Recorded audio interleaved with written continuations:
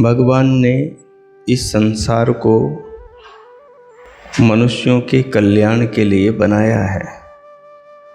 संसार के अंदर जो भी व्यवस्था ईश्वर ने करी है, उस व्यवस्था के पीछे प्रयोजन है। वो प्रयोजन जो जीवन में मनुष्य प्राप्त करना चाहता है। मनुष्य जीवन में क्या प्राप्त करना चाहता है?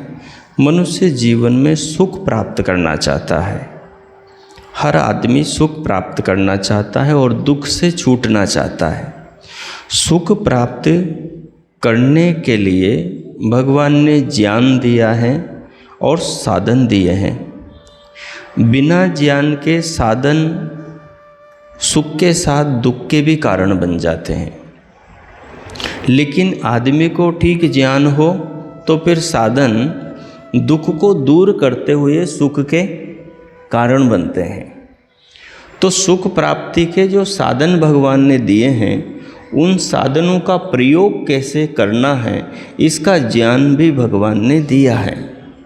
और इस सारा संसार जो है, इस सारे संसार को भगवान ने मनुष्य को दुखों से छुड़ाने के लिए बनाया है।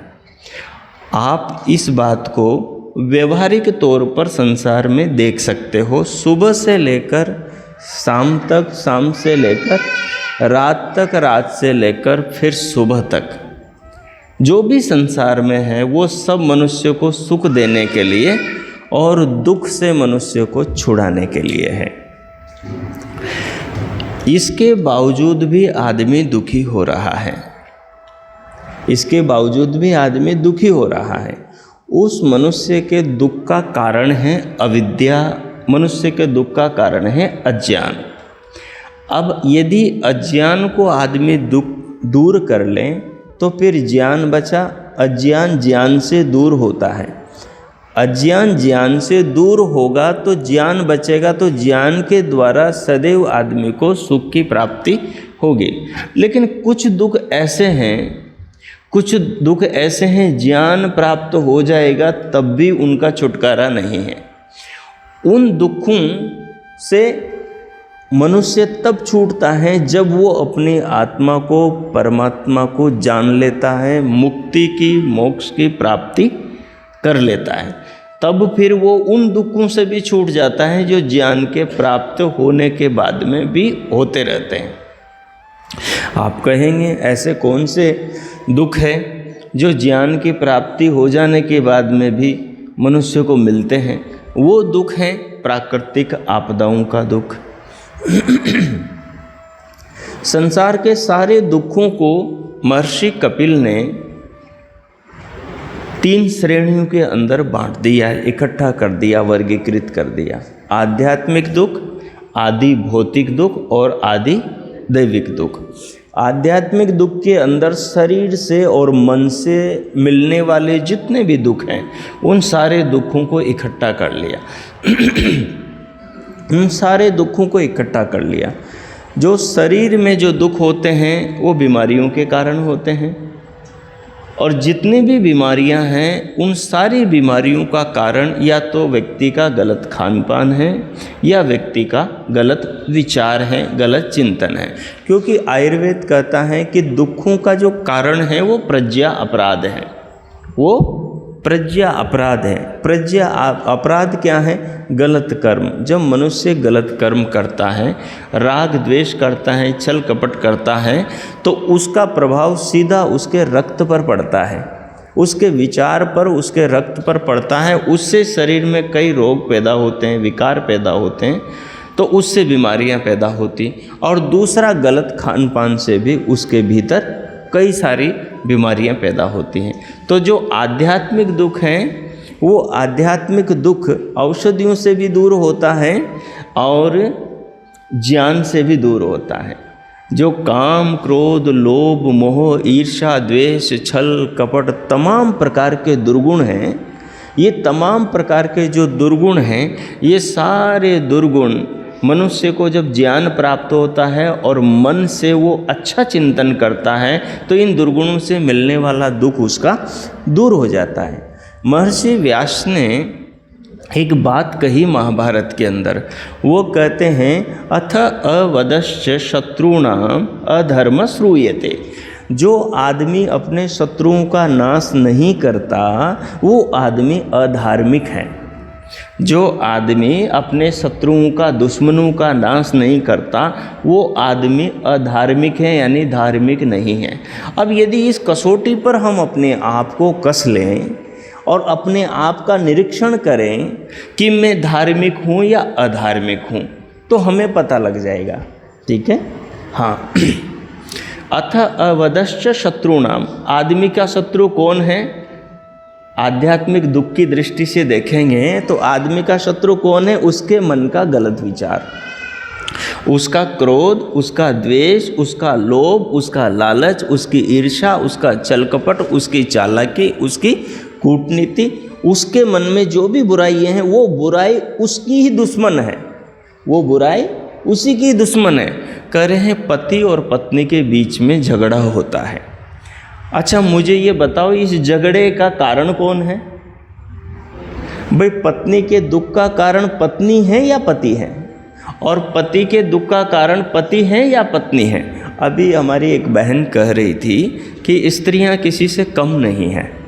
हाँ बिल्कुल कम कहाँ है, सभी को पता लग रहा है, स्त्रियां भी जानती हैं कहाँ कम है और आदमी भी कहाँ कम है। भगवान ने भाई किसी को छोटा और बड़ा नहीं बनाया है।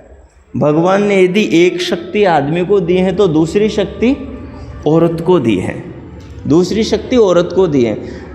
औरत को दूसरी शक्ति दी है तो भगवान ने आदमी को तीसरी शक्ति दी है। औरत बिना आदमी के कुछ नहीं कर सकती और आदमी बिना औरत के कुछ नहीं कर सकता। ठीक है, हाँ। एक टांग दूसरी टांग के बिना कुछ नहीं कर सकती। ठीक है ना, हाँ। तो ये क्या है? संतुलन है। तो अभिमान को तो भगवान ने पहले ही तोड़ दिया है, इसलिए कोई बड़ा और कोई छोटा नहीं है, सब बराबर हैं। एक दूसरे के साथ से एक गाड़ी के दो पहिए होते हैं, यदि एक पहिया जाम हो जाए तो गाड़ी सीधी चलेगी, गोल गोल घूमेगी, गोल गोल घूमेगी, वो कहीं जाएगी नहीं, बस घूमती रह जाएगी। और यदि दोनों पहिए चलेंगे तो गाड़ी ठीक लक्ष्य की दिशा में आगे बढ़ेगी। तो इसलिए पति और पत्नी, स्त्री और पुरुष यदि ठीक से विचार करके आगे बढ़ेंगे तो उनको एक दूसरे से सुख मिलेगा दुख की बजाय। और वो कब? जब मनुष्य अपने शत्रुओं को खुद मारेगा। यदि हमारे देश का राजा सीमा पर यदि शत्रु से लड़ने के लिए सैनिक खड़े नहीं करेगा तो फिर वो अपने देश का शत्रु है। ऐसी अपने देश से शत्रुता करी ना पीछे के प्रधानमंत्रियों ने। पीछे के प्रधानमंत्रियों ने जब से सत्ता के अंदर अलग अलग राजनीतिक पार्टियां आई है तब से उन्होंने अपने देश से दुश्मनी करी है, तो वो शत्रु अपने देश के हैं। अब यदि आपके मन में क्रोध है तो ये क्रोध आपका शत्रु है, ये क्रोध आपका शत्रु है। ये क्रोध आपसे अधर्म करवाएगा, ये क्रोध आपसे पाप करवाएगा, ये क्रोध किसी की आंखों में आंसू लाएगा, ये क्रोध कोई न कोई अनिष्ट कर्म करवाएगा। तो ये क्रोध आपके पाप का कारण बन गया, बना कि नहीं बना? आपके पाप का, आपका जो लोभ है ये लोभ आपके पाप का कारण बन गया, क्योंकि लोभ, लालच जो मन का है वो आदमी से बुरे कर्म करवाता है। ठीक है, तो यही लोभ उस आदमी का शत्रु बन गया। जो दुर्योधन ने ये बात कही कि भाई धर्म को तो मैं जानता हूँ क्योंकि मैंने भी वेद सारे पढ़े हैं गुरुकुल में, लेकिन धर्म में मेरी प्रवृत्ति नहीं है, और अधर्म को मैं जानता हूँ लेकिन उस अधर्म से मेरी निवृत्ति नहीं है। अब यहाँ पीछे हमें कारण देखना होगा। ये दुर्योधन अपना शत्रु खुद है, और ये अपना शत्रु है, पाप का काम तो कर गया हो, सारे देश को वो बुरी स्थिति में ले गया। उसने महान राष्ट्र का विनाश किया, महान राष्ट्र को दुख की दिशा में डाल दिया।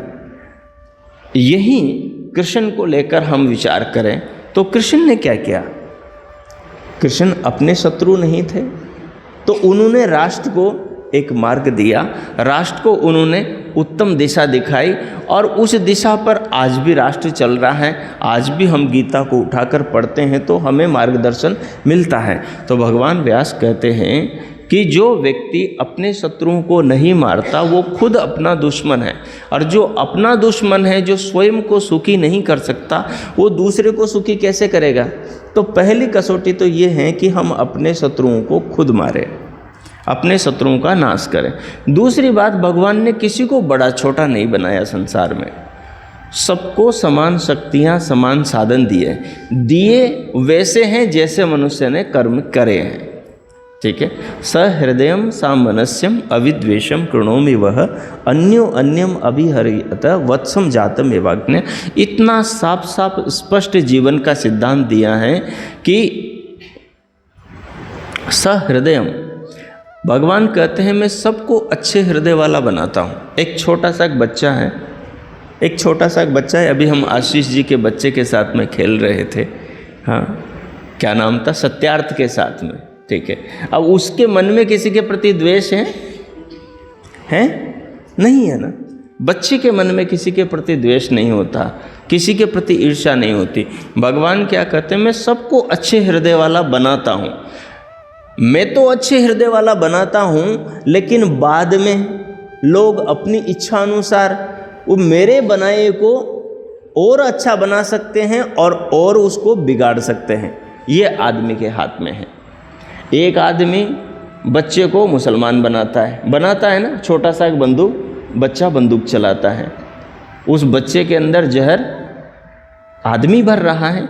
एक आदमी उस बच्चे को वेद के मंत्र सिखाता है।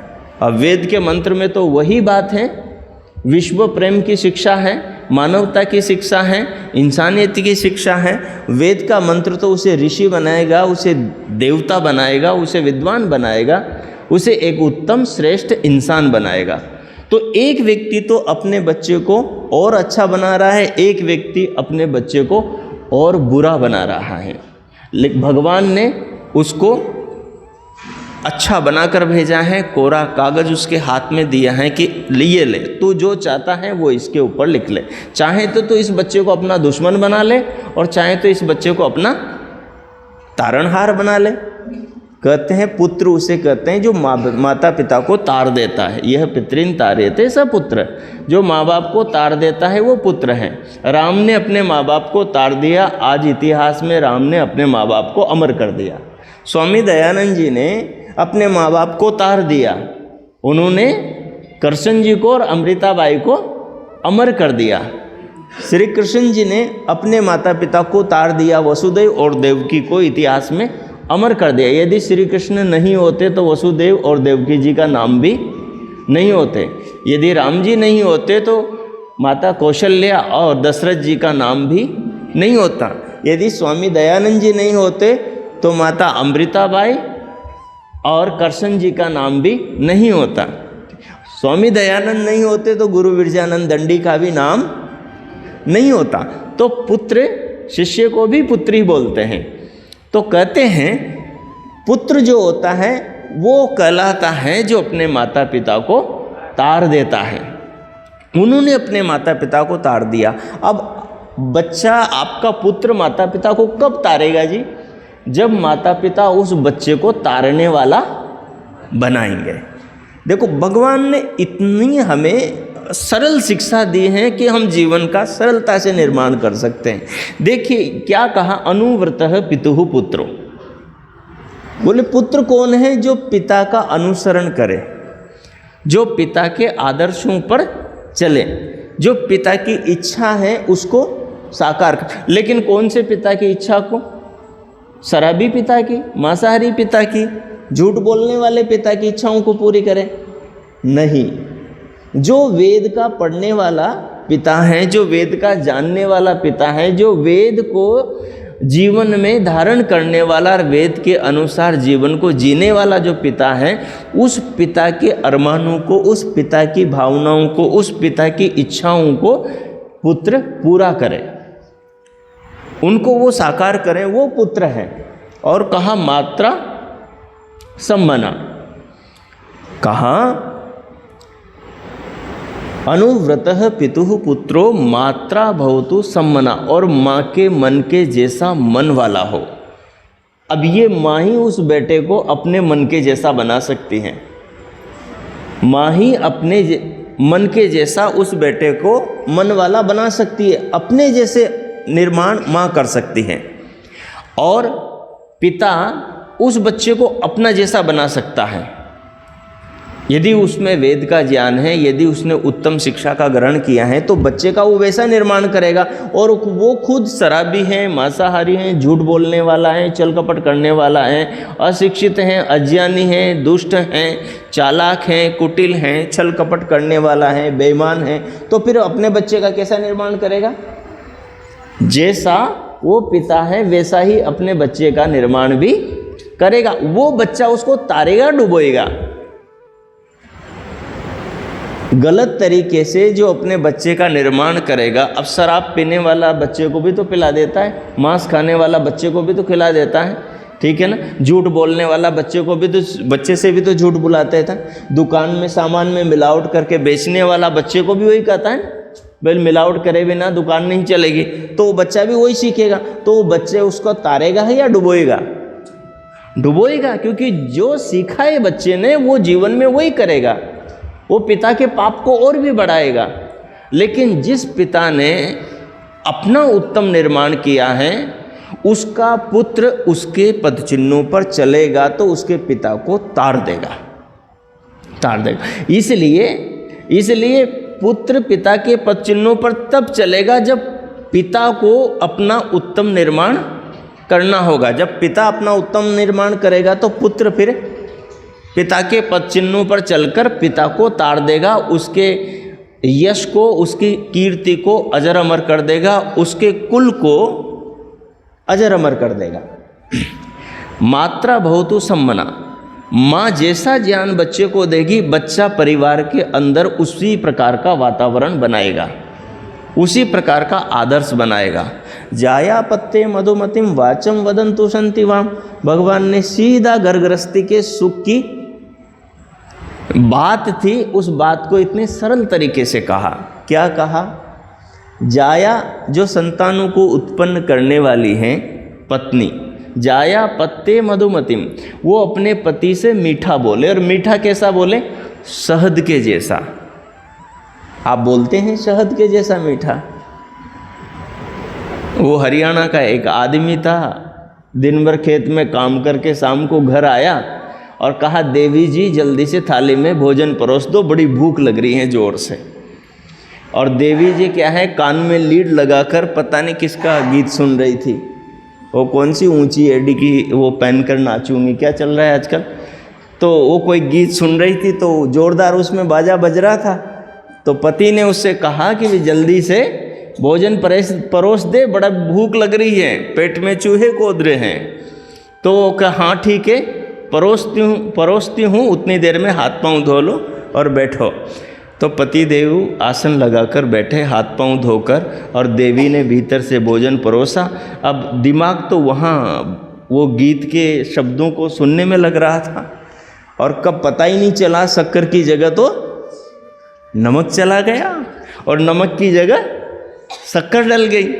और जब वो भोजन में डाल दिया और भोजन थाली में परोस करके देवता जी के सामने रख दिया, अब जैसे ही वो बेचारा हारा थका तो आया ही हुआ था, बड़ी जोर की भूख लग रही थी, पहला घास तोड़ा, सब्जी में डबोया और मुंह में रखा, और रखते ही उसने जोर से चिल्लाया, बोले अरे ये क्या भोजन बनाया है तूने, गाय के गोबर जैसा। उस देवी ने भीतर से मीठे मीठे शब्दों में क्या कहा, हे भगवान इस आदमी ने कुछ भी नहीं छोड़ रखा, गाय का गोबर भी चख रखा है, तभी तो पता लगा। अब मीठे मीठे बोलते तीर चला दिया ना। हाँ, मीठे मीठे बोलते तीर चलाना बड़ा खतरनाक होता है। वो जंगल का जो राजा, वो शेर था, वो लकड़ी काटने वाला एक दिन जंगल में गया और उन दोनों की मित्रता हो गई। और मित्रता हो गई तो उस जंगल के राजा को एक दिन इसने कहा, लकड़ी काटने वाले ने, कि तेरी भाभी जो है बड़े अच्छे पराठे बनाती हैं आलू के, तू खाएगा? बोले हाँ जरूर खाएंगे।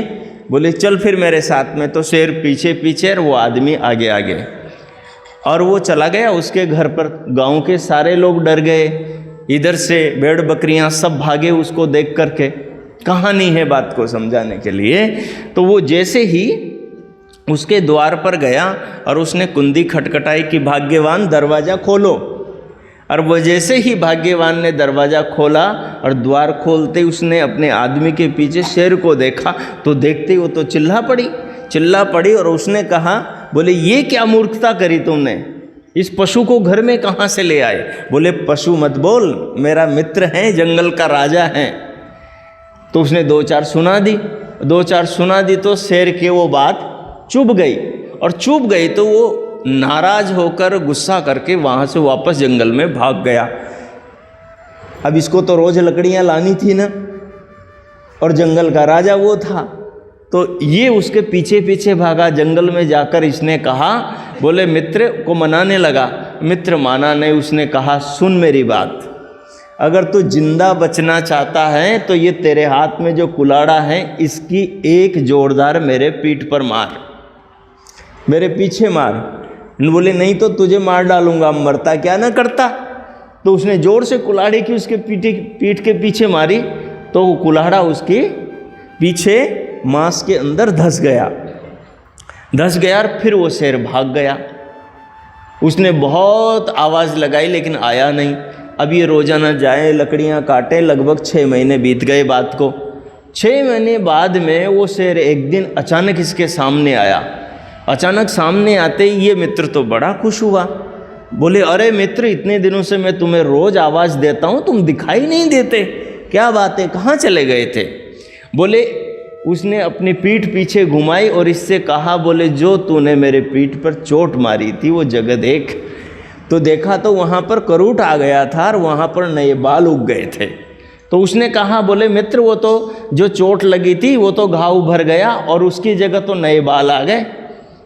बोले वो घाव तो बाहर का तो भर गया जो कुल्हाड़े से तूने दिया है, लेकिन मेरे हृदय का घाव तो अब भी हरा है, मेरे हृदय का घाव तो अब भी हरा है।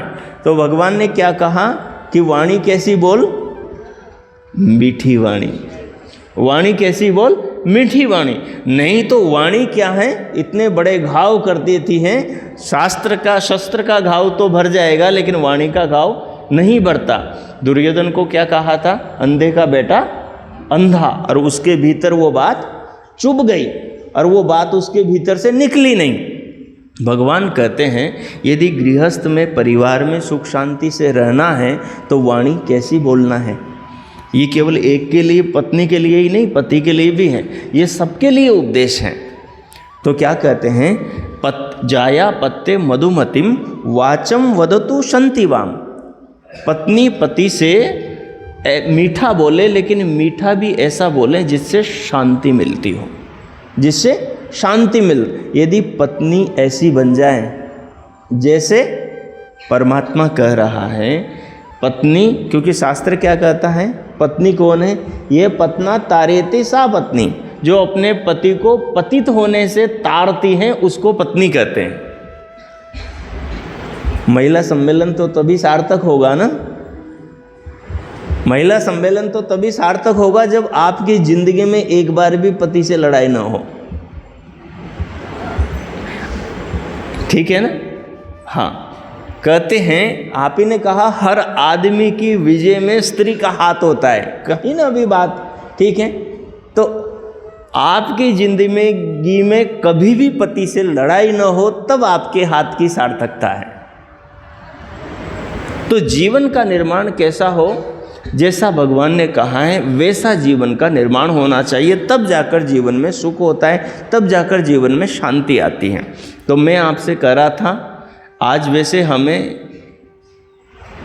यम नियमों पर बात करनी थी, लेकिन मुझे लग रहा था यम नियम आपके समझ में नहीं आने वाले, इसलिए उसका सारांश आपको मैंने बता दिया। क्योंकि बात आज महिला सम्मेलन की चल रही है और यम नियम अभी आपके अंदर जाएंगे नहीं। तो यम नियमों का जो मूल सूत्र है वो सूत्र ये हैं, अथ अवदश्च शत्रुणाम अधर्म श्रूयते। इस चीज़ को बांध लें, पल्ले के गांठ लगा लें, इसको घर में जाकर डायरी में लिख लें कि मुझे अपने शत्रुओं को मारना है। मुझे अपने शत्रुओं को मारना है। वो शत्रु हमारे मन में, हमारे मन की बुराइयां हैं, वो हमारी गलत आदतें हैं। क्रोध करने की आदत, द्वेष करने की आदत, कठोर बोलने की आदत, चुगली करने की आदत, निंदा करने की आदत, समय पर काम न करने की आदत, झूठा व्यवहार करने की आदत, ये जो सारी आदतें हैं, ये सारी आदतें आदमी की शत्रु हैं। और ये सारी आदतें, बुरी आदतें उस आदमी से, उस व्यक्ति से पाप करवाती हैं। और वो सारे पाप उस व्यक्ति के दुख के कारण बनते हैं। क्रोध शत्रु है आदमी का। आदमी क्रोध करेगा किसी के ऊपर, क्रोध का परिणाम क्या होगा? दुख होगा, घर में अशांति आएगी। तो ये क्रोध पाप है और इस पाप का परिणाम दुख है। वेदव्यास जी क्या कहते हैं कि आदमी वही धार्मिक है जो अपने शत्रुओं को मारता है। जिसने अपने शत्रुओं को नहीं मारा वो आदमी अधार्मिक है। अब हम अपने आप से प्रश्न कर लें कि हम धार्मिक हैं या अधार्मिक हैं। हम अपने आप से प्रश्न कर लें कि हम धार्मिक हैं या अधार्मिक हैं, हमें पता लग जाएगा। क्यों बच्चों, आप धार्मिक हो? अच्छा चलिए एक सर्वे हो जाए आज। हाथ खड़ा करके बताएं कि मैं धार्मिक हूं। कोई बताएंगे? पूर्ण रूप से कोई धार्मिक है हमारे अंदर? मैं भी नहीं हूं। मैं तो आपसे कह रहा हूं, भाई आप में कोई है क्या? नहीं है। पूर्ण रूप से जब हम धार्मिक हो जाएंगे तब हमारी मुक्ति होगी, तब हमें परमानंद परमात्मा की प्राप्ति होगी, तब तो हमें आत्मा का साक्षात्कार हो जाएगा, तब हमारा जीवन धन्य हो जाएगा। लेकिन ये महर्षि व्यास का जो सूत्र है ये हमें संदेश दे रहा है कि हम अपने आप को धार्मिक बनाएं। और ये कसौटी है, हम डायरी में लिख लें। और इस कसौटी पे खरे उतरने का एक तरीका है, वो तरीका भी सीख लें आप। उसके बाद में मैं अपने बात को पूरी करूँगा। वो तरीका है आत्मनिरीक्षण। क्या है जी? आत्मनिरीक्षण। चाणक्य ने बड़ी अच्छी बात कही, आत्मनः पापम आत्मैव प्रकाशयति। आत्मा ही अपने किए पापों को प्रकाशित करता है। जब आत्मा से व्यक्ति खुद पूछता है, आंख बंद करके जब आप अपने आप से दिन भर में क्या अच्छा और क्या बुरा किया इसका निरीक्षण करोगे तो आत्मा ही बोल उठेगा कि आज दिन में क्या अच्छा आपने किया और क्या आपने बुरा किया। आत्मनः पापम आत्मैव प्रकाशयति। आत्मा ही अपने पाप को प्रकाशित करता है। और पाप ही मनुष्य का क्या है? शत्रु है। और इसी शत्रु को मनुष्य को मारना है। तो वो आत्मनिरीक्षण करें इस सूत्र के ऊपर कि मनुष्य को उसके शत्रुओं को मारना है। और उसका शत्रु कौन है? उसके मन के दोष हैं, उसके जीवन की बुराइयां हैं। जो भी बुराइयां हैं उन बुराइयों को उसका आत्मा बताएगा। जब आंख बंद करके वो ध्यान में बैठेगा और सुबह से शाम तक उसने क्या अच्छा किया है, क्या बुरा किया है, उस पर विचार करेगा। और एक काम आप और भी कर लें तो आपके जीवन के अंदर 1 महीने में ऐसा चेंज आएगा कि आपको भी आश्चर्य होगा। और आप फिर ये सोचेंगे काश ये विद्या हमें जीवन में पहले मिल गई होती। जिनके घर में लड़ाई होती है, जिनके घर में झगड़े होते हैं, जिनके घर में परेशानी है, जिस आदमी की शराब नहीं छूटती, हमारे तो आर्य समाज वाले कोई नहीं पीते, आपके आस पड़ोस में कोई पीते हो, किसी में कोई बीड़ी सिगरेट का कोई रोग हो, जिस आदमी के दोस्त, जिस आदमी के शत्रु नहीं मरते, नहीं जिसको वो मार पाता, शत्रुओं से हारा बैठा है, वो एक काम करें, अपनी गलतियों को, अपनी कमियों को, अपनी बुराइयों को अपनी डायरी में रोज़ लिखें। सुबह लिख लें, आज मैंने एक बार शराब पी, आज मैंने एक बार झूठ बोला, आज मैंने एक बार गाली निकाली, आज मैंने 5 बार बीड़ी पी, आज मैंने पत्नी से झगड़ा किया। पत्नी लिख ले, आज उसने गलती करी तो आज मैंने ये गलती करी। यदि घर का हर सदस्य 3 महीने इस प्रक्रिया को अपना ले तो वो घर स्वर्ग बन जाएगा। लेकिन डेली सुबह संकल्प करें, आज दिन भर कोई गलती नहीं करनी, कोई बुरा काम नहीं करना, अच्छा काम करना है। और शाम को जो सुबह संकल्प किया है उसका परीक्षण कर लें आत्मनिरीक्षण में, ध्यान में बैठ करके। और 3 महीने तक कंटिन्यू इस प्रयोग को करके देखें। आपके जीवन में एक नया दिन आएगा, आपकी नई समझ और आपकी बुद्धि स्मरण शक्ति इतनी तीव्र हो जाएगी, आपकी बुद्धि में अचानक ऐसी ऐसी बातें स्फुटीकरण एकदम अचानक आएगी। आपको आश्चर्य होगा कि हमने तो जिंदगी में सोचा भी नहीं था। और ऐसे बातें जैसे दिया तले अंधेरा, दिया तले अंधेरा, ऐसी बातें निकल कर, ऐसी समस्याओं के समाधान निकल कर आएंगे, आपको आश्चर्य होगा। लेकिन कब? जब इस काम को आप जीवन में करेंगे तब। आप सब ने बहुत ध्यान से सुना, बहुत एकाग्रता से सुना, इसके लिए आप सबका हृदय से बहुत बहुत आभार, बहुत बहुत धन्यवाद।